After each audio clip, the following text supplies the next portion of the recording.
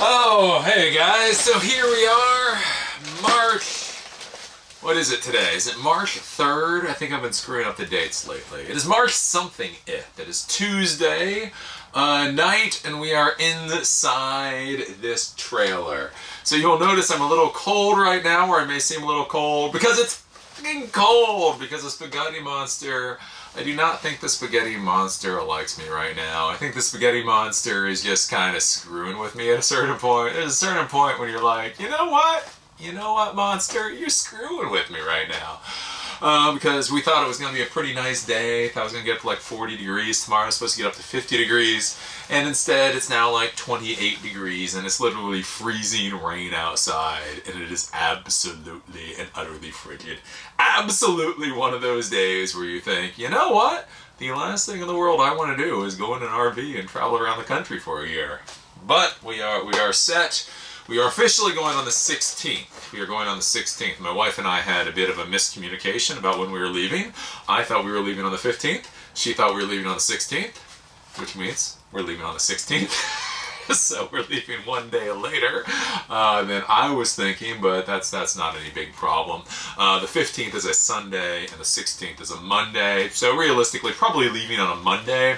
Leaving on a Monday is probably a good time to leave. And as I say, we've pretty much decided we'll be going from here, from Baltimore area, down to Colonial Williamsburg. And then from Colonial Williamsburg, we'll spend a couple of days there and then go most likely south to like Charleston, South Carolina. And then from there, we will get to wherever we're going to go. I do have to say, actually hauling this thing yesterday, I feel pretty good. I feel pretty good. Well, no, I don't feel good. I feel confident that I will feel good. How about that? That is a much more specific way of saying it. Driving this thing home yesterday, it was not an exaggeration to say my knuckles literally hurt. I was so tense driving this thing home. Again, I don't have any knuckle problems, I don't have any joint problems, and that's why it stood out so much, because every joint in my hand literally ached by the time we got home, because it was so nerve-wracking the first time. But really, it was only I think it was only nerve-wracking because, in fact, it was the first time, and because, again, the RV dealership that I bought this thing from really didn't seem to have a good selection of products, and I couldn't buy the extended mirrors. So basically, extended mirrors are these little add-on mirrors you can add to your vehicle's mirrors so they can see around the trailer that you're hauling. So this thing is a bit wider than a car. So the issue is, like when you're driving down, especially the interstate, you can't really see well beyond. It's like you see the front of this, but you don't really see what's going on the sides or the back of it, which can be really nerve-wracking, especially coming down 695, the Beltway, at rush hour. So that was nerve-wracking. And then when I actually brought this home, like backing it in the driveway is absolutely a pain in the ass. But otherwise we're feeling good. The other thing that I'm surprised about, my wife and I have been talking about this, is that I actually feel more comfortable about this trip now that we have this travel trailer here. We were both worried. It was interesting because it's like one of those things where we were both worried about something, but neither of us wanted to say it.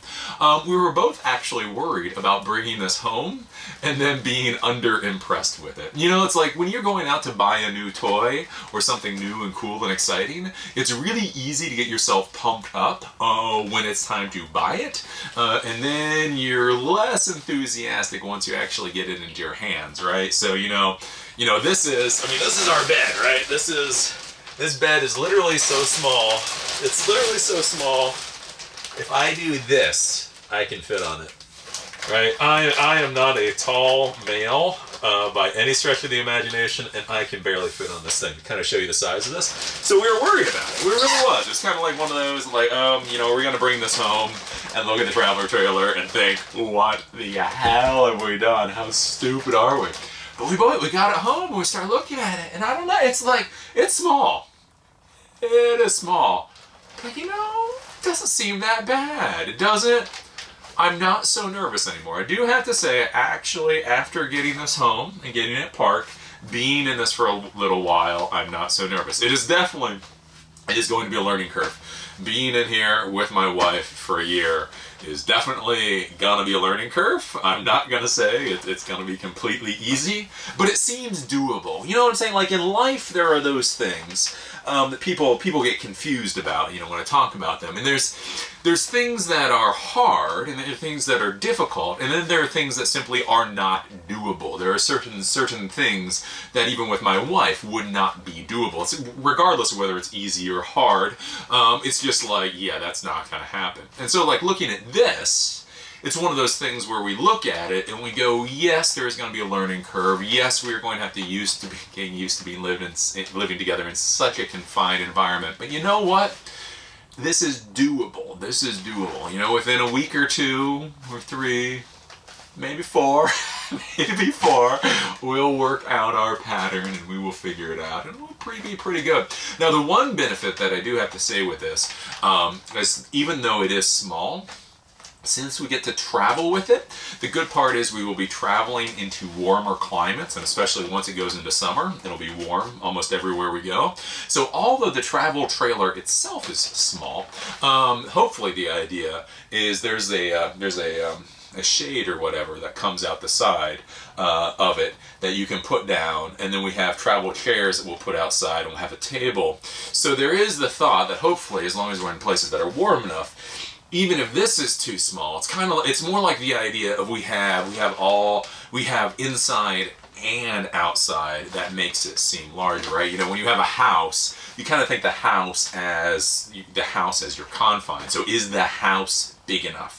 Whereas it feels like, and we'll see how it goes, is with this travel trailer, it's not so much the house as your space. So it's not just that you have the travel trailer, but you have your entire campsite and the entire campground. So, you know, if she's in here doing something or sleeping, I can go outside and I can take a walk, I can take a stroll. It feels more seamless going in and out because wherever we're going, it better as hell not be this cold. If it is this cold, it's gonna get a little close pretty quick. But again, we're going down to places where most of the places we're gonna be going to, even in the beginning, will be 50, 60 degrees. Not great, but still warm enough. And then as summer hits and we go farther south, it'll get up to 70 and 80 degrees. And realistically, if it's over 70 degrees, all through the day, then again, like I say, you just put on a little sweater or something, walk outside, and I can be sitting out there reading a book while she goes to bed, or she can be out reading a book while I go to bed. There's not the same feeling of being confined. So yeah. So we took some pictures. We're gonna do the whole like snapshot routine so that you guys can see what's going on, since I don't want to actually move the camera because it is freezing rain right now. So I take the pictures of, let's see here. We'll take the pictures of the right hand side. So that's this side. And if we're looking at that, basically that would be kind of like, I guess, the front of the house if this was a house. So it gives you your nice little front door, it gives you your little step. And then you'll see at the top there's like this big wide bar that goes across, and that is the shade. I wanted to put that out for you guys today to see, but it's really freaking cold and it's icy rain, so I didn't do it. But basically that pulls out, and it goes pretty far. It probably goes out like, I don't know, somewhere between 6 to 8 feet. So that extends out 6 to 8 feet, and the legs can actually go out. So that gives you, again, it gives you like almost double the size of what you visually think the size of the trailer is. So it gives you that nice space again, so you can put your little tables and chairs and all that out there. And even if there's something like a rainstorm, you can sit out there under that awning, or if it's too sunny. So that's pretty nice. You get to see the front. You can see on the very front of this, you know, it just has the little propane tank up there. So the propane tank runs a couple of things here. So the propane tank runs the water heater. The propane tank runs the stove. So we have a propane stove, and we actually have a propane refrigerator. So the refrigerator can run either on electricity or propane. So one of the warnings that some people have been giving us is to bring like an electric heater and some electric things so that you're not burning the propane all the time, because if you've got the propane water heater and the propane heater and the propane going on in the refrigerator, you can burn through your propane pretty quick. So we will be getting like a little electric heater and all that so we don't burn through the propane. Behind the propane tank that you see on the front, There's a battery behind that, and so that's a pretty decent sized battery, and so that battery runs things like, so you see how the lights are on right now, I've got lights on, so that battery will run things like lights, and that kind of stuff, or a TV, and so it doesn't even have to be connected to the house for those to run. So like right now, there is no power from the house to this is all just running off of a battery, so that battery is there. If you look around back, you can see that there's a couple of windows. You can see the window here, and there's a window there in the kitchen, and then if you go all the way around to the actual back of the trailer, it's got a nice little extra tire there in that little space. So yeah, so then that's basically what you look at when you look at the outside of the trailer. You can see it's not a very big trailer by any stretch of the imagination. It's pretty decent size, because the issue was, again, is whenever you're going to be towing a trailer or anything, there is the weight that your vehicle is certified that it can tow. So something important to think about, I never thought about this before, but you can only tow so much weight with any particular vehicle. So thankfully, kind of one of those quirks in life, I wasn't planning on this a year ago. So I bought my Ford Escape a year ago, and frankly a year ago I did not give one iota of a damn about towing anything. I've never towed anything in my life, and never planned on towing anything. It's just kind of like towing something is just not one of those things I've ever done. You know, like some people go four-wheeling or ATV, and I just don't do it, right? So I never really thought about towing, but I decided to get the SUV, the Ford Escape, because we do go into like wilderness areas, and it does get icy and snowy and sandy and all that kind of stuff. So I decided to get a Ford Escape as an SUV, four-wheel drive, to get us into those areas. Then when we bought it, it just happened to have a tow package. As far as I was concerned, it just happened to have a tow package on it.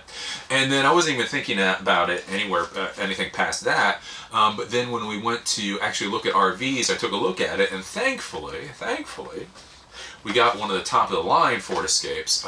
So it's a 2-liter whatever four-wheel drive engine it has in it, which apparently allows it to actually tow something. So it can tow up to 3,500 pounds. So the reason we got a trailer this size is because it's under, this is like 2,700 pounds. So it's well under the 3,500 pound weight. So that's something to think about. Even if you have something like an SUV, like it's really ridiculous. Like some of the Ford Escapes, like the same year, just a little bit different version. So I have like the 2-liter engine, and there's like a 1.6-liter engine, and like the 1.6-liter engine can only tow 2,000 pounds. And what you have to realize is that's total tow capacity. So that's where like I can tow 3,500 pounds, but this is only 2,700 pounds, because, you know, it's 2,700 pounds, plus we throw our bikes in here, plus we throw some clothes in here, plus this carries water with it, so like the toilet, and there's weight to that, there's food. You start adding up all that weight, and it can go up pretty quickly. So if you can only tow 2,000 pounds, you know what I'm saying? Like, that limits you to like a 1,500 pound trailer.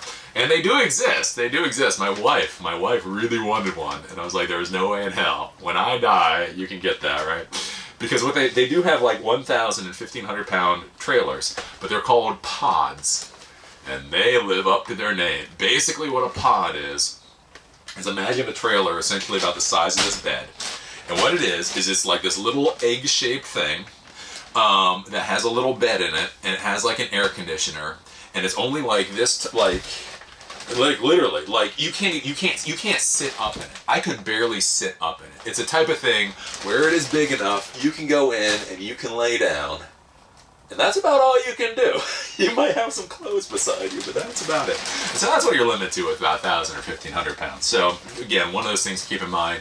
And if you're thinking about it, like, well, screw it, my car's old or my vehicle's old, I'll just tow something like Eli's, it's no big deal. The issue is it is a big deal, because you'll burn out your transmission and then your vehicle will die. And you don't really know when that's going to happen, so yeah, don't tow something that's bigger than you can handle.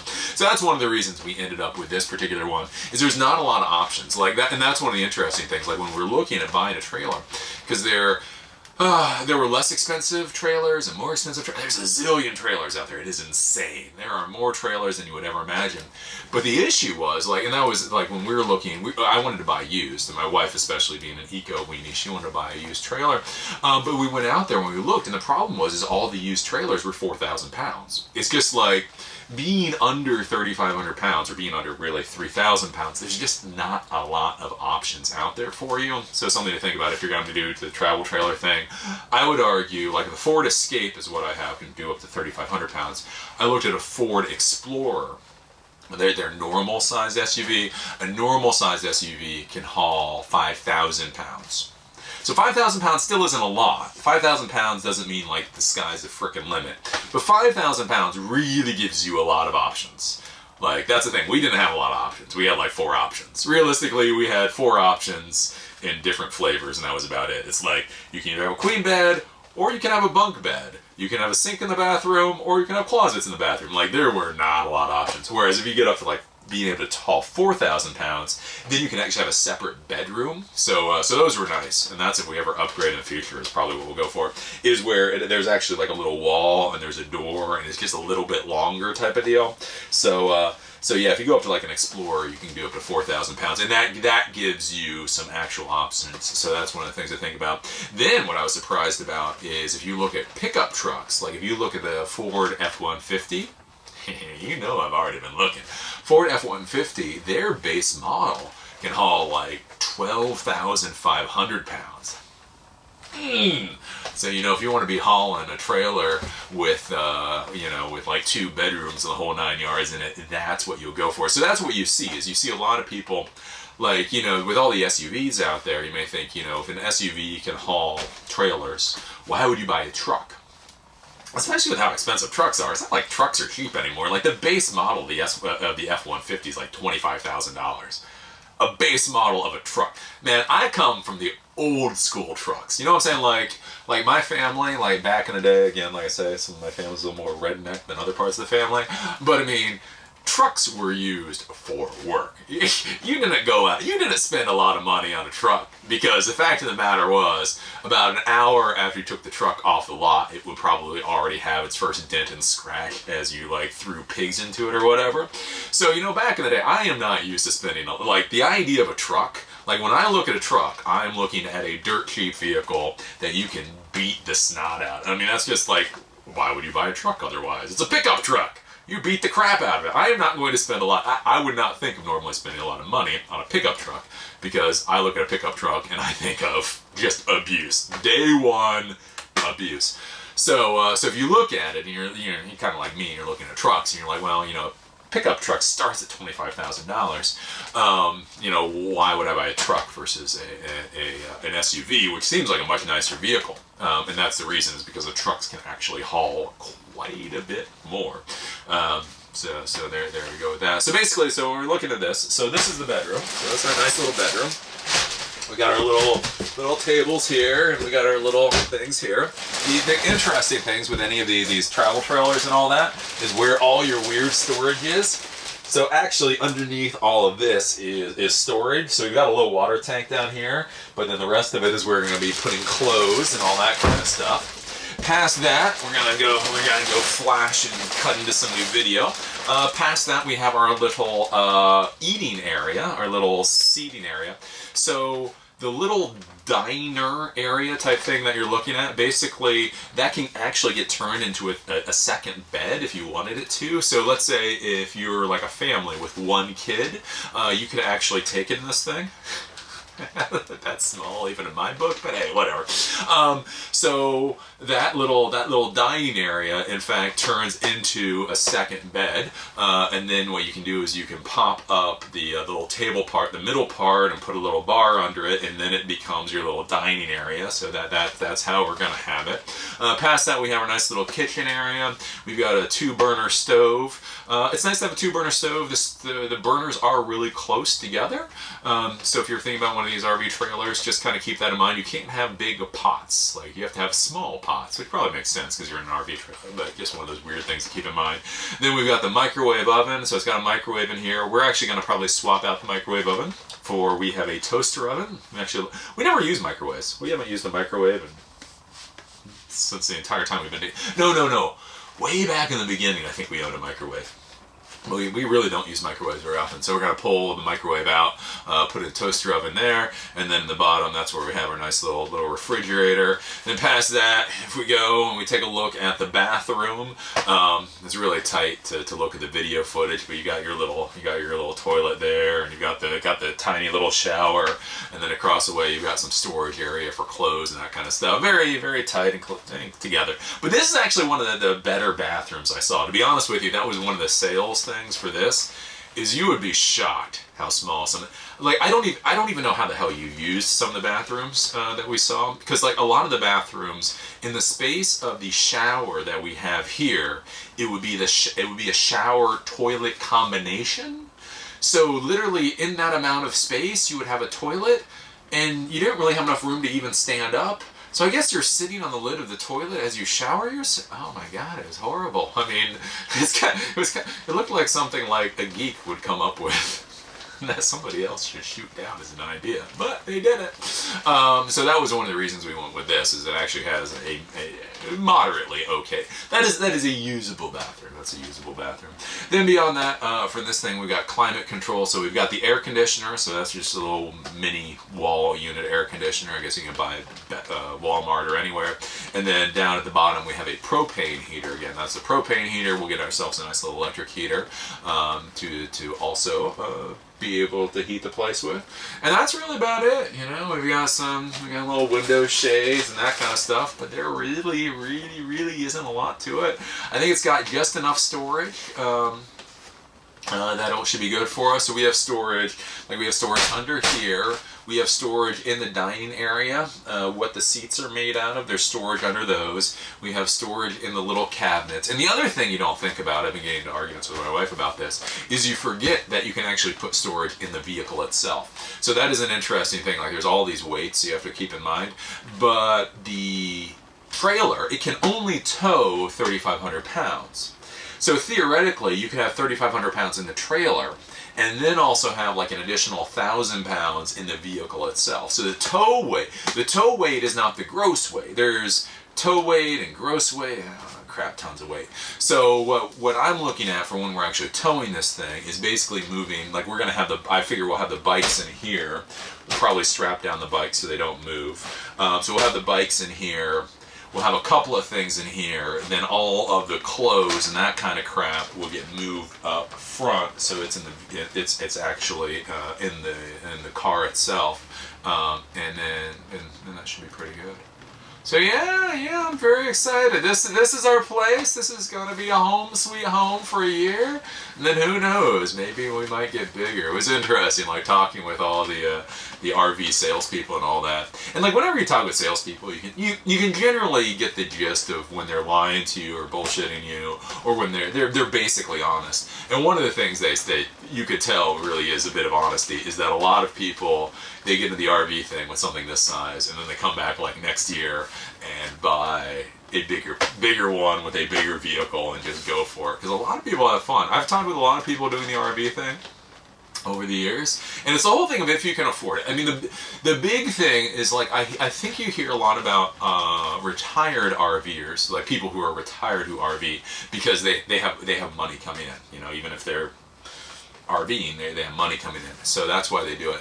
But basically, everybody that I've heard that is able to financially support themselves while RVing, they seem to do it for a long time. I mean, I know a lot of people that they had the idea, they went out for a year and they just kept going and going and going. So who knows? This may be a very long adventure. Or my wife may get out there and say this sucks. It'll be a very short adventure. Well, we shall see. I think it'll be good. I think it'll be good. The main thing for us is just getting out of this cold. This cold is just bloody nasty. So I think once we get down into like the warmth and the warm climates, I think it'll be a very, very good thing. My only real concern then is when we fast forward into winter of next year. I'm kind of curious where we will end up. And the reason is because in the United States, the winters seem to be getting a bit colder. not getting into the whole freaking climate change debate, whatever the hell's going on with the summers, it does seem the winters are getting a bit colder. So like I was looking at like temperatures all the way down to like New Orleans and that kind of stuff, and they weren't exactly balmy. It wasn't like you go all the way down to New Orleans or go all the way down to Florida and you're like, wow, that is just sunny goodness. Even down there this time of year, you're like, that's a little, that's not exactly the weather I thought it should be. So so we'll be curious to see what happens. But that's a year, well, not a year off, I suppose. It's about 9 months off. So we'll figure it out. Otherwise, as far as getting ready for the trip, I did my dental. I did my dentist appointment today. Yay! So my teeth are all cleaned and I don't have any cavities or any of that kind of stuff. It was funny though, because the dental hygienist is like trying to scrape all the crap off my teeth, and she was like, yeah, your teeth look pretty good, they don't have any plaque on it. And I was like, yes, because I don't eat sugars. I really don't eat sugary stuff. So I was like, yes, of course, that makes sense, it doesn't have plaque on it. But she's sitting there, she's just beating the hell out of my teeth. I'm like, if I don't have plaque, what the hell are you doing? She says, well, you have horrible, horrible, horrible stain. So I guess stain is different than plaque. Stain is stain and plaque is plaque. So stain is caused by smoking, coffee, and like red wine type stuff. And then plaque is caused by sugar. So she was saying, you know, what happens a lot, why teeth decay, is that stain gets on your teeth. And then plaque attaches itself to the stain, and then your teeth rot out. It's all nasty. So she's scraping the hell out of that. She's like, "What the hell do you do? Do you smoke?" I'm like, "No." "Do you drink wine?" "No." She's like, "What do you do?" I was like, "Well, I drink coffee." And she's sitting there, and she's like, "How strong a coffee do you drink?" And I was like, I don't think it's too strong. I drink the Geek Blend. And it was funny to sit there because you know how like people like make fun of you about something that you do, like drinking coffee. And there's one thing like when friends make fun of you for how much coffee you drink or whatever, but it's another thing to have a dental hygienist be like, no, seriously, what kind of coffee do you drink? Because she really did. She had the scraper. And then she had to get rid of the scraper, and they had this ultrasonic thing. She's like, nah, nah, nah, nah, nah, nah. She's like, normally I don't have to bring this out, but you got some stain. So, anyways, got that knocked out. I don't go to the dentist a whole lot. I go to the dentist every like year or two. I have good teeth. I have like, what do I have? I have one cavity. One cavity, one crown. So, I'm not too worried about the dentist. I had fluoride when I was a kid.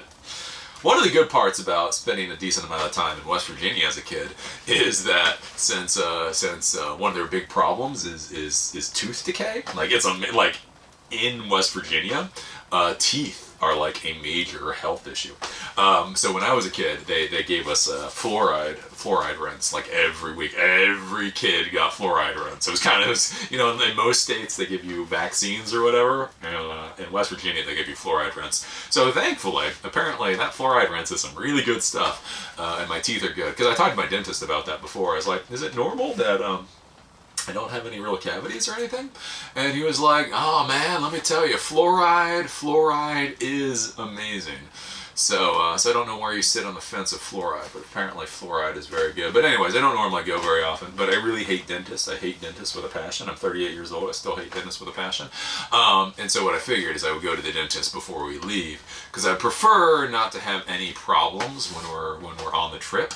And that is one thing to think about, you know, kind of like if you're going to be doing the adventuring thing, is there's this stupid little preparatory stuff, you know, you don't want to do, you really don't want to do, but you got to think about it. And wouldn't you rather find out there's a problem while you're here at home, where you can go into the house and curl up into a ball and eat pizza and drink beer if there's a problem, versus finding out like 2 months out on the road? Like you hear about that like with some of the adventurers where they go out and they start to have tooth problems like 1 month into some expedition, and you're like, damn, that would suck.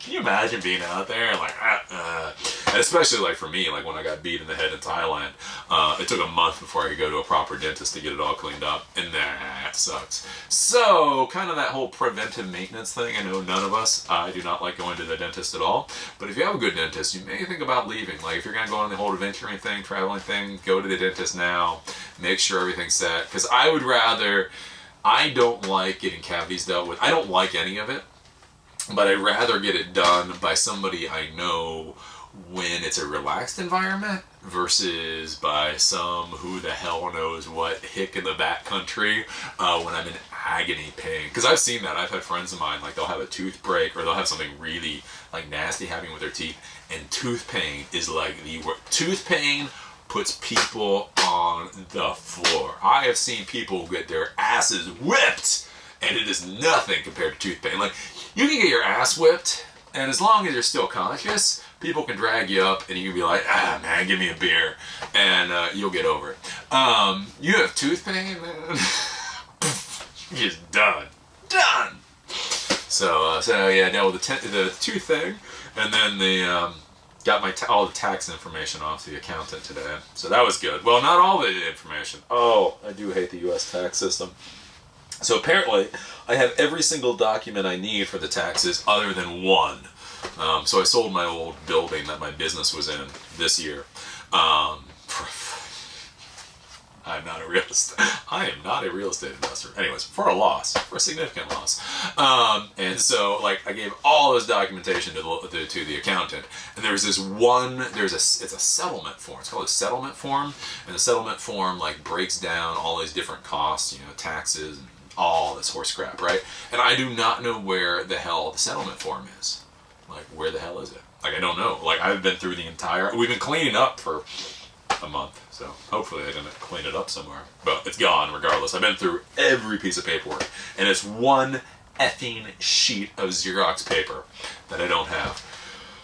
So now I have to go track down my old real estate agent and see if he has a settlement form, and then go from there. I'm a little worried about that. It's like, that's what I hate about our tax system. It's like this one stupid ass dumb piece of paper, and the accountant's like, no, seriously, we need that. Oh, IRS, can you just not give us some frickin' flat tax or something so we do not have to go through this mess? That's so funny. In the United States, everybody's screaming like, freedom! Let me tell you, the IRS is proof we do not have freedom. The IRS and travel visas. The fact that we have passports and travel visas and the IRS are proof that we do not, in fact, live in a free country. There are a lot of things you can say about the United States as a country. Free is, in fact, not one of them, because, in fact, you need passports, visas, and the IRS is there. Like, the fact that one stupid-ass little Xerox piece of paper is going to cause me actual issues is proof. Yeah, whatever else this country is, it is not, in fact, free. Not, in fact, free. So, I just got to figure that out. And then the final thing is we have some construction work going on in the house. We're actually fixing the construction work that happened before. So back in the fall, we had a lot of construction work on the house. That kind of proved to me that I don't want a big house. It was kind of funny. Like I had all this work was done to the house, which was supposed to be like, what? You know, you have arrived. You can do this much work to the house. And then having all that work done to my house is one of the things that made me realize, screw this. Again, we're going to do this RV trailer. We've already talked about it. We're going to get back. Hopefully next year we'll be able to sell the house and not lose our asses by doing it. And then we'll go from there. Because that was one thing, like, dealing with a large house, you just realize, and I'm not complaining, like a lot of people are like, oh, wah, you know, you're complaining. It's like, it's not that. It's like, it's too much. It's too big. You have this idea, like, you're going to get this big house. I'm going to have a big house. I will have a big house. And then you get the big house, and you're like, this is a pain in the ass. This is a truly pain in the ass. And honestly, I swear to you, like, I've been looking, like, maybe, like, once this whole thing is over, like, places to live, and I swear to you, I'm looking for, like, 1,000 square foot houses. Like, ooh, that's nice. It's right in the ocean. But, anyways, we got all this work done. And unfortunately, one of our walls was not sealed properly. So there's like air actually air is flowing through the wall. So if you've seen any video footage of the inside of my house, basically it's an old barn. And so the inside walls of the house are the old 150-year-old wood walls, and then what the guy who built it did is he built a second wall outside of that, insulated in between, and then did a second roof about 2 feet above and insulated in between. And the problem is when they did the construction, they didn't seal the bottom of the wall, and so basically there's some insulation, but otherwise it's hollow between the inside wall and the outside wall. And not only is it hollow, but there's all these gaps because it's all this wood, right? And so the issue is when they did the construction, the air is now coming up into the wall and then straight into the house. So it's really nice, you know, when it's like 8 degrees outside. It is such a benefit to basically have like an air conditioning vent as your wall. So they tried to do a repair of it yesterday, and that did not work. That did not work. It was one of those things, like I came home, I put my hand up to the wall, felt the breeze, and then kind of like called the owner of the company and was like, "Did you guys do any work today?" And they said, "Yes! Isn't everything fixed?" And I was like, "No, seriously, I was actually calling to ask like why you hadn't done the repair today." So, the first repair did not work. So apparently now they have to get like this low pressure insulation stuff that they're going to try to pump into it and deal with it. So the problem with that though is that it has to be a certain temperature, like the actual, because it's like this epoxy insulation. So it has to be a certain temperature. So they need to actually go and get the epoxy insulation, and then they have to wait till hopefully next week it is warm enough to pump the epoxy insulation in, and then we will see what happens. I'm telling you guys, no matter how much money you get, I'm just saying, Eli, the computer guy here, is going to tell you straight, tell you how it is. Buy location over size is what I would say. Like I said, if I have money again to drop on a place or to rent or whatever, it is going to be oceanfront, or it is going to be hipster front. I don't know where it's going to be, but it's going to be like a 3-bedroom apartment thingy in a really posh area. Because like this massive house is just for the birds. It's all Vista, like it's oh god. Got the utility bill today. It's like, oh, you're making me cry. It should not cost that much. I had apartments before that were less than a utility bill. That's just wrong. Just wrong. Yeah, I know. Boo-hoo, boo-hoo. So yeah, so we're trucking along. So I don't really know, like, so what we're going to start doing is we need to go to an RV store and actually buy some stuff for the RV. So apparently you actually need special toilet paper. Yes, stupid things like you don't realize. And they don't really tell you a lot. Let me tell you, these RV salespeople really suck. Like there's all this, like they don't give you a checklist. Like nowhere here is a new RVer checklist. Like buy special toilet paper. I mean, they just hand this thing to you and they say have fun. And you're like, what part of being a brand new RV owner did you miss? Anyways, so we got to go to a different RV store because the RV store where we bought this place kind of sucks. They weren't helpful at all. So there's another RV store, so we're gonna have to go. We have to buy special RV marine toilet paper. So you get the right toilet paper, and then we're gonna get those little mirror things, and then we're gonna go buy all this stuff from the other RV place, because the RV place we bought this from didn't have anything, and they didn't really seem to care. So we're gonna go to the other place, so that might be tomorrow or the next day. But otherwise, other than that, we're gonna start like packing this thing up, figuring out what we can take, what we can't take, so on and so forth. I think we're pretty solid though. I think we're good. I think the only thing that can hold us up now, like I said, from the 16th, is whatever will happen with this whole little pseudo-construction project for the house. Otherwise, taxes are more or less done. I have to go find the settlement form, but that should be there. So, teeth are done. Mail is done, because we have the house sitter here. We have the house sitter here, so that is done. I'm not really sure. I know we got the trailer, so the trailer, obviously we got the trailer, so the trailer is done. There's tags, so that is one thing to keep in mind if you buy a trailer. You actually have to get tags for the trailer. So we have temporary tags on here that'll last 2 months. So they'll ship us, the DMV will actually ship us the metal tag. But since we have somebody here, we'll have her overnight us that to us wherever we go. But that is one thing just to keep in mind if you're like, hey, I really like this idea of Eli's round the country RV trip. I guess it really does take like a month to get your metal tags, and the temporary tags are only good for 2 months. So if you're planning to do what we're planning to do, you have to deal with the mail somehow, because you got to get those metal tags on your trailer. But yeah, that's about it. Probably get some little wood blocks or something. But otherwise, Otherwise, I think that is about to say. I think that's I think that is about all I have to say for today. So you have seen the inside of our little travel trailer. You see what we are going to be living in for the next year. And like I said, I am pleasantly surprised. I really did. You know, it's not hard to fully convey that in video form, like how anxious you get about certain things. And it really was a thing. Like, you know, we bought this, and there's all the excitement when you're going to buy something. You know, when you're going to buy something expensive, you get excited about it. But then there's like the after you bought it and thinking, was that the stupidest idea we ever had? But now that we actually have this here, I'm feeling better about it. And even the bed, to be honest with you. I was really worried about the bed, because I have to say, this is one of the cheapest beds I've ever been on in my life. And that includes all the beds I was in when I was in India. But you know, now that I'm on it a little more, it's starting to feel better. I mean, it'll definitely take me a little time to get used to it. But I think I will be able to get used to it. Because we have a nice big queen, or king size, all that fluffy bed. Like the creme de la creme bed. And so I was a little worried about being on this thing. But actually, I think the bed is going to be pretty good. So yeah, with that, I think I'm very, very, very cold right now. So I'm going to go inside and warm up. Because I don't have the heater on right now.